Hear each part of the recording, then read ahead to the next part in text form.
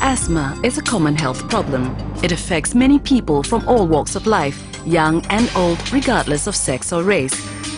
There are a number of questions that people normally ask about asthma. First, what exactly is it? Let's take a look at a normal day in Ali's life. Ali suffers from asthma and his attacks are quite regular.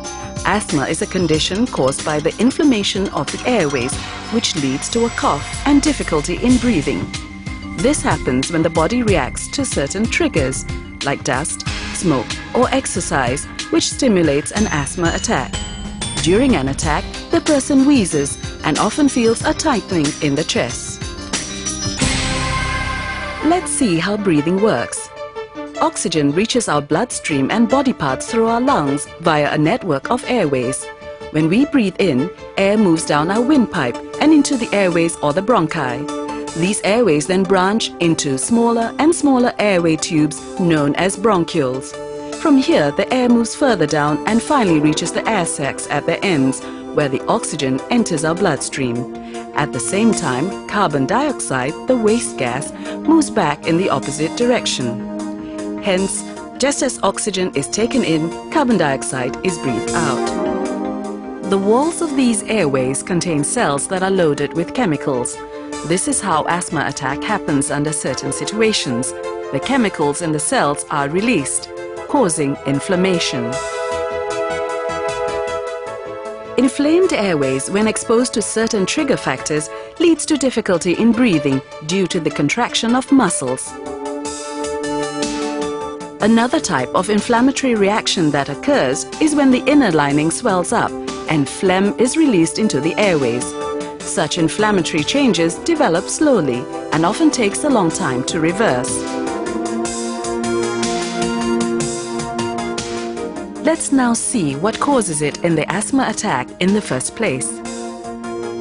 When you have asthma, your airways are more sensitive and have a tendency to react to certain substance in the environment that would not affect a person without this problem.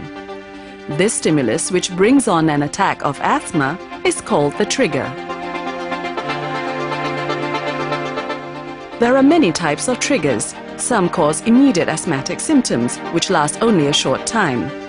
These include exercise, certain medications, and cigarette smoke.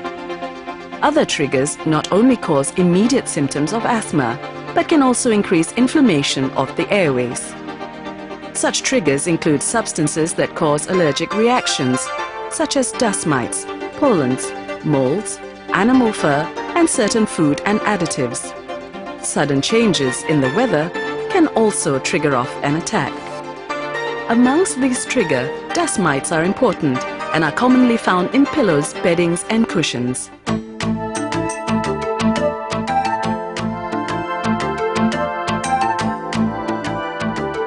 Medications like aspirin and beta blockers are the most common medications that can trigger asthma.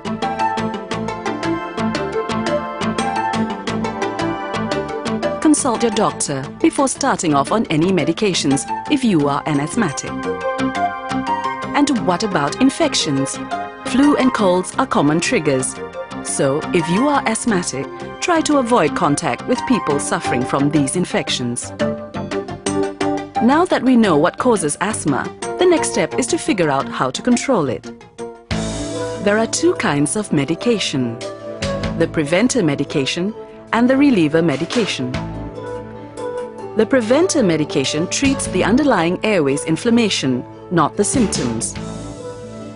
Preventers work slowly and they need to be taken regularly. It often takes several weeks before you start to get the benefits of a preventer.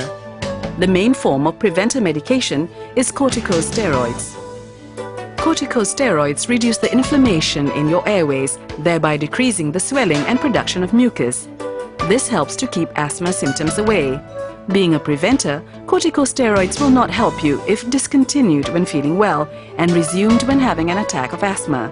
Remember, follow your doctor's advice and take it regularly as prescribed.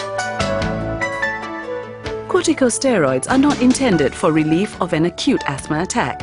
Failing to take preventive medication can lead to losing control of asthma, which can be dangerous. You may have heard that corticosteroids cause a number of side effects. This is only true when taken in high dosages, usually in form of tablets, over a long period of time.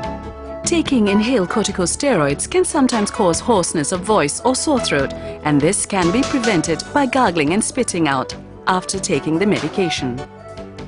The dosage of corticosteroids is given in accordance to the severity of your asthma. The second type of medication is known as the reliever medication. Unlike preventers, relievers usually work quickly and have little or no effect on the inflammation in the airways. However, relievers help to reduce the symptoms of asthma by relaxing the muscles in the airways and opening them up. This allows more air to flow freely. To get the full effect of the medication, make sure you know how to use the inhaler correctly. This is done easily in 4 steps. Step 1. Breathe out gently, but not all the way.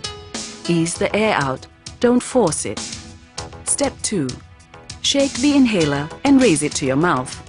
Step 3. Breathe in deeply and press the metal canister down at the same time. Step 4. Hold your breath for 10 seconds and breathe out. The advantage of inhalers over pills is that inhalers have no side effects and the medication is delivered directly to the lungs. Thus, it ensures the minimal dosages and fast reaction. If there are any problems, consult your doctor. Your doctor may tell you about an asthma management plan. So what is it? It is a list of things that you should do to keep your asthma under control and what you should do if an attack occurs.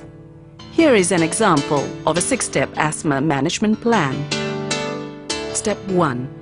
Know how severe your asthma is. If you need asthma medication most weeks of the year and wake up at nights with an attack and have needed urgent medical attention for asthma in the past year or so, you probably have moderate to severe asthma. Step 2. Achieve your best lung function. When you are at your best, you should ideally have no symptoms. Best possible peak flow measurements. Step 3. Avoid trigger factors. Find out what sets off your asthma and try to avoid it. Step 4. Stay at your best. If you need medications, these should be as simple, safe and effective as possible. Inhaled medications are recommended. Step 5. Know your action plan. Work out an action plan with your doctor to recognize when your asthma is getting worse. Learn how to treat it quickly and know how and where to get the right medical assistance. Ask your doctor for an action plan card. Any change in your asthma medication should be carried out under the supervision of your doctor as part of your asthma management plan. Step 6. Check your asthma regularly. Asthma can usually be kept under control. Follow your 6-point management plan and see a doctor for regular checkups, not just in emergencies. With a comprehensive asthma management plan and regular medication, asthma can be controlled. So, don't let it control you.